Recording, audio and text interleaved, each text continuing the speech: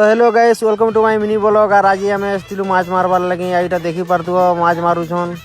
आईटा थोड़े आगर माछ घिची सारी न जाल और मुझे पछे पहुँचली तो आईटा आर थोड़े जाल घिचबार लगे। यहाँ देखा फेर के पेन के समी गले न देखी पार्थुव यहाँ आते माछ काଣା लागले। यहाँ देखमा चलो यहाँ जाल तो नहीं घिचबार तेल आईटा यहाँ कौन के यहाँ घिची सारे न जाल। तो चलो यहाँ आके देखमा के झुरी लागले काଣା जी।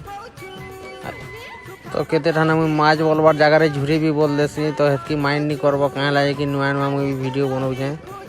आईटा देखी पार्थुव झुरी यहाँ बाहर कर भटा के। तो आईटा जिन जिन मैंने जाल घिची तीरे से मन के अधा अधा के झुरी दू तुसन।